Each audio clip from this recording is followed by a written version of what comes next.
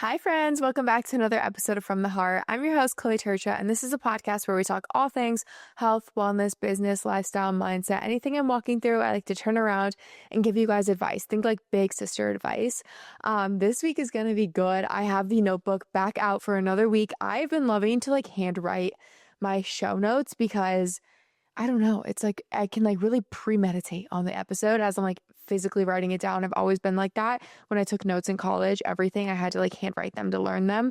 So I feel like it's better when I write it out than when I type it on my phone. So I'm excited. This is a very important episode. This is about the power of words and how they can define our life. Truthfully, what you say shapes your reality. I've talked about this a little before in a previous episode, but you guys know every single week I'm learning something new. The Lord is putting something new on my heart. And this last week has been the lesson of the words that we speak and the thoughts that we believe in our head equally create our reality. Because I'll give you guys a short story later in the episode because we had quite an interesting experience this week. And I was like, okay, this was a little bit maybe self-inflicted because of the thoughts and beliefs I have of myself. But truthfully, you guys, I know what you say and what you believe, it sounds simple, but it has such astonishing and powerful effects on your life. It's insane. Because your thoughts really do become your reality. Therefore, your thoughts even take the shape. They influence the words that we choose, and stories that we tell ourselves. So our thoughts influence how we speak. So whatever's going on in our head obviously is translated therefore into our words. I think sometimes too, even when I'm podcasting, if I'm not fully focused and I have a lot of things going on and feeling scatterbrained, I can't speak that clearly because I'm up here is not clicking.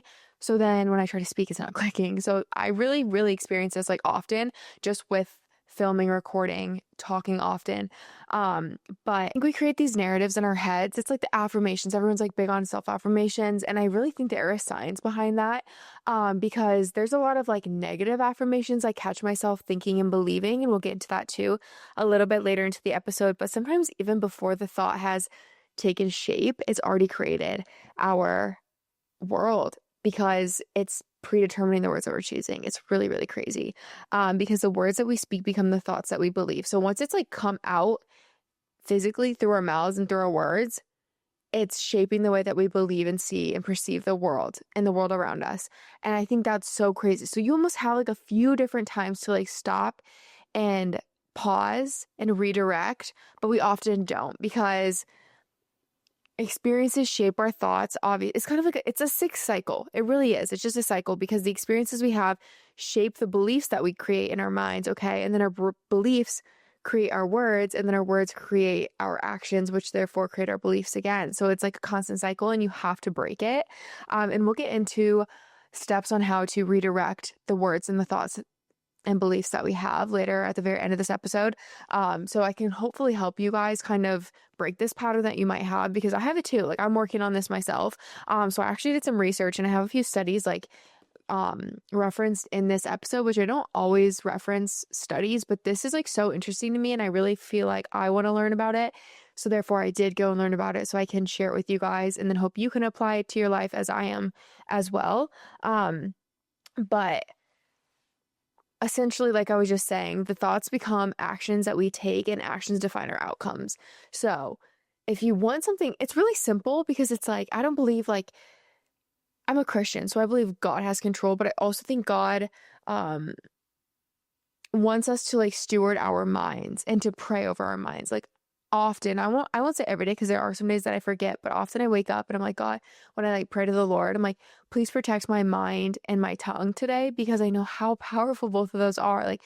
Protecting your mind is really shielding yourself from attacks of the enemy. He can get into our mind so quickly. I think that's the easiest way to attack a person is to get into their mind. And then once you're in their mind, obviously it therefore is translated into words and beliefs. So I pray over the protection of my mind. I'm if it's not from you, Lord, I don't want it. So these negative thoughts and affirmations are really attacks of the enemy on our mind, and we're believing them because he only speaks in lies. The enemy only speaks in lies, but often he conditions us to think that they're ourselves talking and we'll believe them, and then they become truth. It's really crazy when you really like slowly break it down and bit by bit think about it. It's like, oh, like that's why so many of us struggle with like confidence and belief and so many things. I understand like mental health is very vast and great, and I don't want to diminish any of that, but I'm just saying like the simple, like the stories I'll explain. I think we can learn to control our thoughts. And a good way to do that is just through prayer. I always pray when I can, when I remember to pray over my mind and also pray over my tongue, because that's kind of like that second level of defense. If like the thoughts do get in my mind, like Lord, pray over my tongue that I don't speak them out loud. I also pray over my tongue so I don't misspeak, I don't misrepresent, I don't say anything I wish I wouldn't have. But it's just a good way to invite the Lord into those two areas of your life, but also ask for protection because He will help guide and protect. But I'm gonna butcher some of these names probably. Well, see, I shouldn't say that. But I probably will. Dr. Andrew Newberg, he is a neuroscientist, and he actually did a study that showed the positive and negative words, and how they affect the functioning of our brain. And he said, which I found this super interesting, he said the words peace, love, and joy release feel-good chemicals. Peace, love, and joy. What are some of the fruits of the Spirit? Funny, interesting. The Lord is not a Lord of coincidences, okay? That is so intentional. And it's like, if you want the feel-good emotions, that's why I pursue the fruits of the Spirit. There are many more: patience, gentleness, self-control. But if we speak more of these words and think more of these thoughts, like I ask the Lord for love and joy often. Every day I'm like, Lord, please fill me with joy and give me your peace that surpasses all understanding. I was literally in Philippians 4 today, and I was reading all about this, how He gives us the strength and He gives us peace that surpasses all understanding, and we cast all of our anxieties on Him. So any of these negative emotions that we're feeling in our head, cast them on Him and give those negative emotions away, and ask Him to give you these positive ones. So peace, love, and joy, because they will release feel-good chemicals in your brain, and you therefore will feel better. But just as much that is true, if we speak negative words, so the opposite of these, like hate and sadness and anxiety and fear, okay, those words activate the amygdala. What's that word? Oh my gosh, I studied this so much in science class in high school, but that's about this time. The amygdala. Oh Lord, I know all my sciencey medical friends are making fun of me right now, but it's essentially like the fear center of your brain. And those words release stress hormones from that part of your brain. So it's so interesting, like stress, cortisol. What makes a human being want to go crazy? Stress. Is the Lord planting fear, anxiety, worry, doubt, sadness on us? No. He provides the fruits of the Spirit. He wants us to pursue those: peace, love, joy, gentleness, patience, kindness, self-control, all of those things. So it's just so cool when you see like science and the word like crisscross. And it's really crazy because I'm in a sermon series at my young adults, ministry is doing a sermon series on the fruits of the Spirit. So we're talking about all of this. And I literally was in Philippians 4 today, which is actually my favorite chapter, probably the entire Bible, because my favorite Bible verse is in there: cast all your anxieties on Him.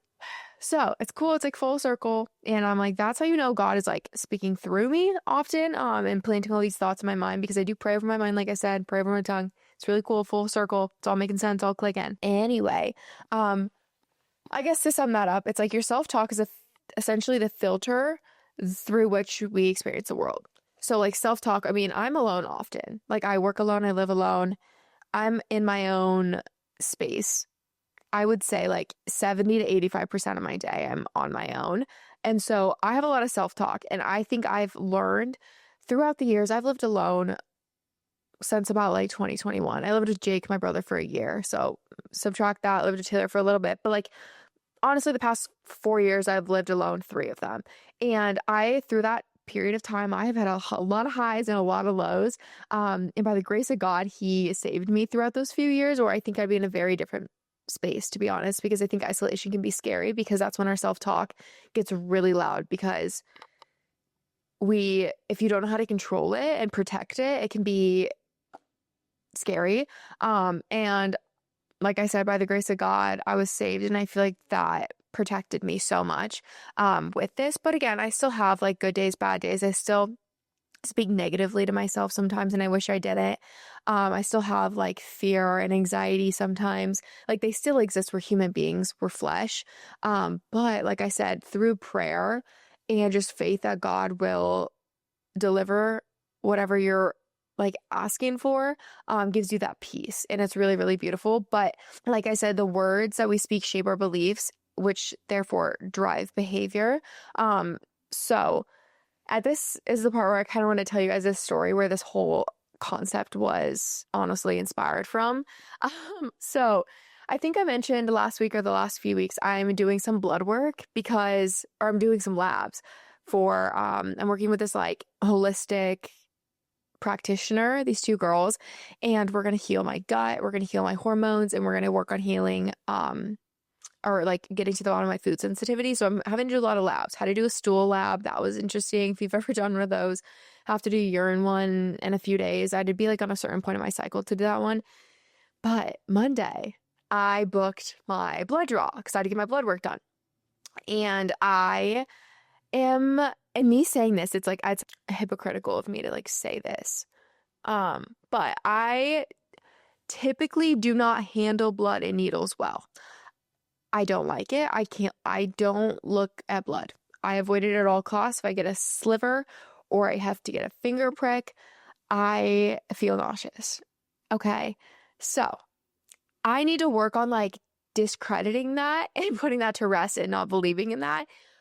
But based on my past experiences, that is the case. Okay. So I found out about this blood draw like late last week. I think I scheduled it for Monday last Friday, so like almost a week ago. So throughout the weekend, I was like, oh boy, like Monday's coming up. I have to go get my blood drawn. And I told Kyler, I'm like, I need you to come with me because the odds of me passing out or being very faint is high. It's extremely high. And so I'm going to need you to drive me because I'm not probably going to feel too well at the end, and I'm probably going to need to drive home. And I kind of wanted the comfort of him there because I was so scared to go. Again, I was creating this fear based on my experiences because I tell myself in my head, I'm like, oh, blood, emergency, bad, scary, don't handle it well, panic. I have all these thoughts in my head. Like that's literally those are the initial things that trigger in my mind when I think of blood and needles. And so therefore I'm speaking it. I'm telling everyone, I'm like, oh, I'm so nervous. I'm not good with blood. I'm not good with needles. I avoid these things at all costs. Like, oh no. Therefore, what happened when I went to get my blood drawn? What do we think? Yep, I did everything you could. I was ChatGPTing. I'm like, how do I avoid like passing out? Like, what do I do? Tried to eat, but I was so nervous. I really wasn't hungry. So I was like force feeding myself mango, which maybe wasn't even a good idea because my blood sugar probably spiked. And then I was super scared. So it probably dropped and plummeted really low. But I walked into this like lab blood draw facility. Okay. I don't know. I've never been in one of these before. I've only ever done it like at a doctor's office. I had one connected. Never went to like a lab on my own. So I walk in, I'm like, ew, I don't prefer, again, I should get used to it. But like, I don't prefer doctor's offices, hospitals, any like medical building. That's why I'm a personal trainer and a content creator and I enjoy business. I enjoy an office. I don't enjoy a doctor's office. Okay. So I walk in, I'm like already kind of uncomfortable because these are just not my preferred environments. And I'm sitting here like trying to talk myself through this. I'm like, it's going to be fine. You're 24 years old. You've got your lips done. You've gotten Botox in your face. Like you took needles to the face. You can get a needle to the arm. Like you're going to be okay. So I'm like nervous. I'm like going around, I'm like trying to like calm myself down. I'm like hydrated. I have Kyler with me. And they call me back and I'm like, can he come with me? And they're like, yeah. So Kyler's back there with me. I have the nurse girl who's drawing my blood. She asks right away, she goes, how do you typically handle blood and needles? And I was like, not well, typically pass out, even with a finger prick, not great. And she's like, okay. Bless her heart. I think I freaked her out saying that because she, they like get your arm super tight so they can get your vein, which, ew, I don't even like the thought of that because that's gross. See what I'm saying? Like if you're watching this, you can see like the demeanor in my face, like, ooh. But they're doing all that and I'm like, okay. And she puts the IV or whatever the thing is that draws the blood out of my body in. That doesn't even hurt. It's not like the pain of it. But right there, I was like, oh boy. And my mind instantly is like, they're sucking blood out of your body. Like, that's how I view this. I don't just view it as like a blood draw. I'm like, they're literally like draining me of blood. That's so disgusting. Even though it was only supposed to be 3 vials, like not even that much. It's not like it was like a pint of blood. Like it was just a little bit. And I'm sitting there and I'm like, woo. And all of a sudden, ghost white. And I'm like, oh no. Because I was trying to control it. I really was. I was sitting there, I'm like, cool, you're fine. You're strong. You can do this. It's not that big of a deal. It's going to be over in a few minutes. But to be honest, because I didn't ask enough questions, I should have been like, how long is this going to take? Because if I know how long it's going to take, I can like mentally like suffer through it, being like halfway, 2/3 of the way, almost there, we're done. I didn't ask because I'm like, if she says 30 minutes, I'm going to pass out. Like, I can't stay here for 30 minutes. Again, a negative thought and belief that I decided to believe because I could have, if I have to sit there for 30 minutes to get my blood drawn, I feel like I would, but I was telling myself like, no, you can't do that. So I don't know how long it normally takes because I didn't even make it to the end of the 3 pints because we get vials. We get 1 vial done. And I'm, like I said, white. I'm pale. Kyler's like, Chloe, you feeling okay? She goes, how are you feeling, sweetie? And I was like, well, I don't even think she said sweetie. I don't think she really liked me. She probably did. I think she was just like, this girl is dramatic. But I was like, I am not feeling well. And then I'm like in and out and I'm like, oh boy, here we go. It's getting muffly. If you pass out or you faint easily, you know this. It's like clockwork. It's the same process. This happens to me often in medical situations. And so it's the paleness and then the chills and you feel super cold and then your ears go muffly. And I'm like, yeah, I'm not feeling good. And I pass out and I come to. I'm probably out for like I just kind of like, ooh, and I come back. Kyler's directly in front of me, like talking like, Chloe, Chloe, Chloe. And I'm like, yeah. And he was saying something, blacked out. No idea what he said. I'm out cold for like over a minute. And I think I'm dreaming. I think I'm sleeping. Like I'm out long enough that I'm dreaming or I'm like, I don't know what was going on. So they're like, Chloe, Chloe, Chloe. They're like touching my chest, like trying to wake me up. And I like come to again and I wake up. And the girl mentioned that she thought I was having a seizure, which I don't think I was. And I don't want to offend anyone who suffers of seizures because I can't even imagine how terrible that is because I just passed out and I was traumatized. I don't think I was actually having a seizure because it really didn't feel any different than when I normally pass out. But I do think I was just like twitching and shaking when I woke up because I was like, my body was freaking out. Like I just was unconscious, obviously. But she says this, which again, in a situation, I wouldn't recommend telling somebody that who, if I did have one, I was like, what? I've never had one before. So I'm like, what? I'm like, Kyler, what? And he's like, no, you didn't. Like you didn't. So he's like reaffirming this belief that like, oh no, you're good. You're fine. You did not just have a seizure. I don't think I did. I'm going with the fact that I didn't because it really wasn't that big of a, like I didn't. But in that moment, if he would have said, yeah, dude, I would pass out again. Because like I'm saying, these thoughts are creating beliefs. And that belief is like shutting my body down. Like there's a name for it. One of my friends who studies like medicine, I was asking them about it, like tips and stuff, because I have to get my blood drawn again. And there's a name for this. I don't have my phone on me. I didn't write it down, but it's in my text. Anyway, all that to say, it's like the second he was like, no, you didn't have one. You're okay. I like calmed down and she pulled out the IV, but I didn't realize she pulled it out. So I thought they were still drawing my blood this whole time. So I'm sitting here for another 20 minutes, like trying to collect myself. I'm like going in and out. They have an ice pack on me. They're giving me juice. They're giving me candy. They're giving me chips. They're laying me back. She's literally rubbing an ice pack on my face. I thought they were still drawing my blood. I thought I was getting all 3 vials out. No, she pulled it out. I was sitting there. But what I'm trying to say is the second she was like, because I like wouldn't look over to the left because I can't see it. Like I don't want to see it. Don't show me the blood. Don't show me the vials. None of it. I don't even want to know what's happening because if I don't, it's just good. I don't know. What I don't know is good. So I literally refuse to turn my head to the left because I'm like, I can't even get a glimpse of it. So I'm like stuck looking to my right at Kyler. And he's like, giving me juice, giving me water. I'm like, why is this taking forever? But like I said, I've only got my blood drawn like one other time. So I didn't know the like average time it takes to get your blood drawn. So I'm like, this is taking a lot longer. Like, I don't know how much longer I can sit here. Like, I'm like not feeling well. She wanted me to like sit up. And I'm like, I can't sit up. Like, I need to just stay like this until we're done.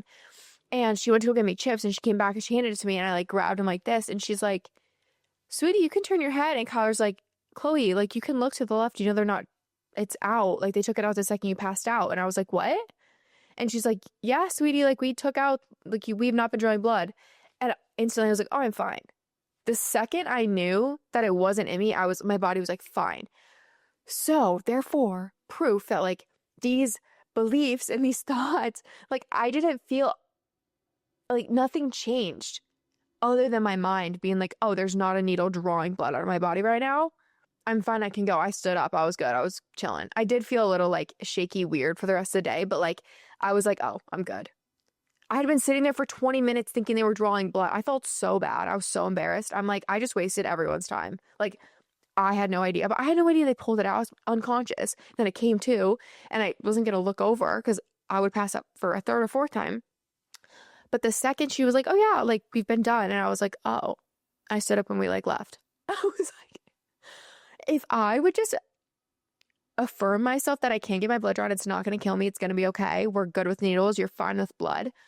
I would be fine. So I'm going to utilize this tactic and this belief and all of this, and I'll update you guys because I have to get my blood drawn again because they only got 1 vial of the 3 that they needed. So the labs like sent it to my practitioner, the girls that I'm working with, and like, hey, sorry, like we can't fully run the test. We don't have enough like sample of her blood. She's gonna have to do it again. And I'm like, oh dear heavens, I have to go through that again. But the past few days I've gotten some tips.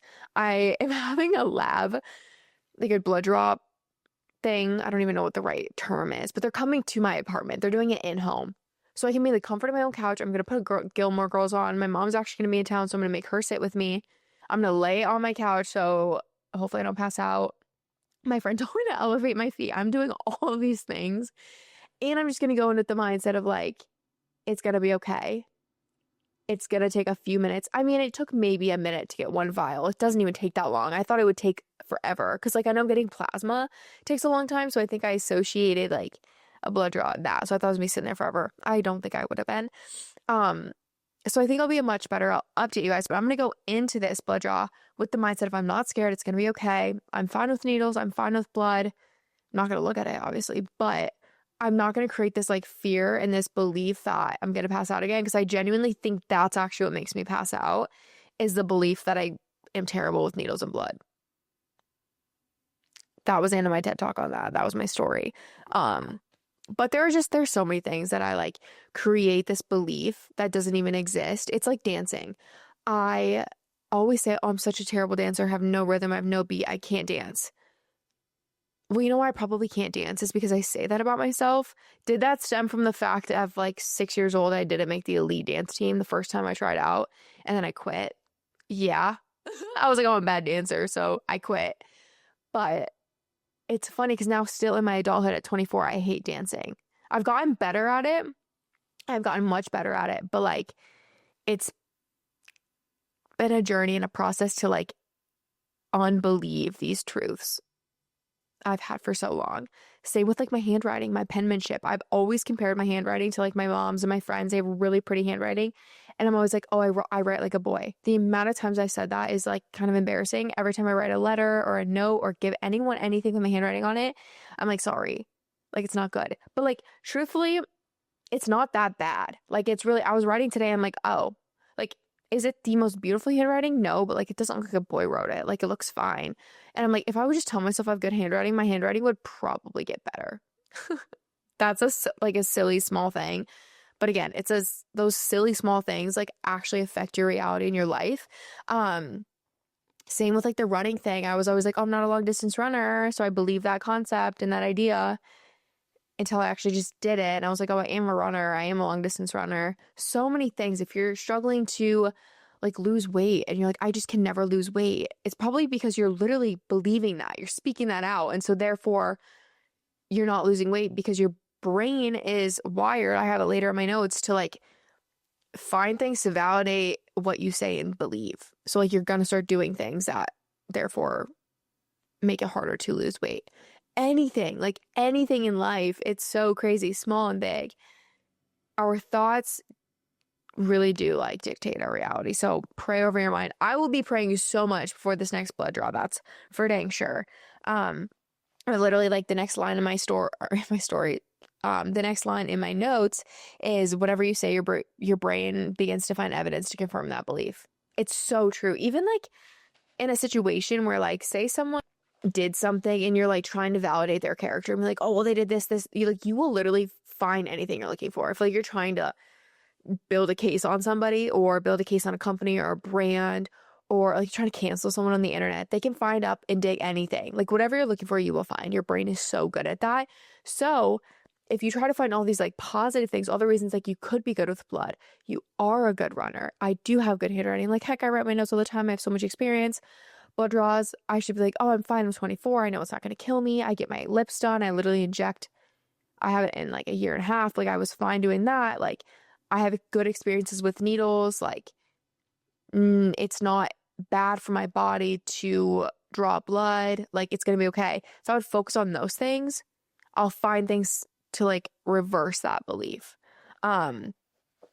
Anyway, Carol Dweck's, she's a researcher at Stanford. She did a study on the growth mindset, and it shows that people who believe their abilities can grow through effort actually perform better and experience success. So the people who believe like, oh, I will figure it out, I will find success, good is to come, like the mountaintop is on the forefront, like actually see better performance. And it's so funny because again, I'll draw that back to my faith. It's like at all times, like even in a low, like I've been in a bit of a low in certain areas recently, but I'm like so faithful that I'm like, God, this is just like, it's just a valley. It's just like an ebb. I know that life ebbs and flows. Okay. Like there's valleys and there's mountaintops. It's a constant cycle.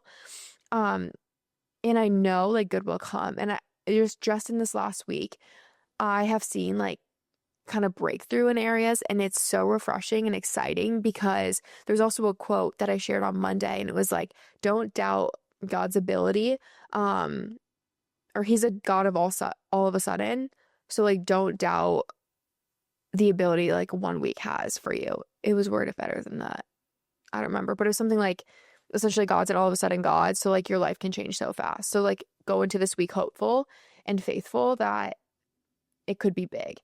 Because I think we can get so in our heads, and it can be so daunting of like another week, another low, like that eats you alive. And then you'll find all the reasons why your day's bad, all the reasons why you're failing, all the reasons why you're sad. Like, and that is what creates your reality. And that's what creates a really, really like, type of life, rather than being like, you know what, I'm going to find every week that this could be the breakthrough week. This could be the week it all changes. And like you start to point out things and you feel better. And I really think that's like what happened, because that quote, when I saw it, I was like, whoa, like that's so true. Like this could be the week. God's so quick. Just because it's not even close right now doesn't mean it's not coming.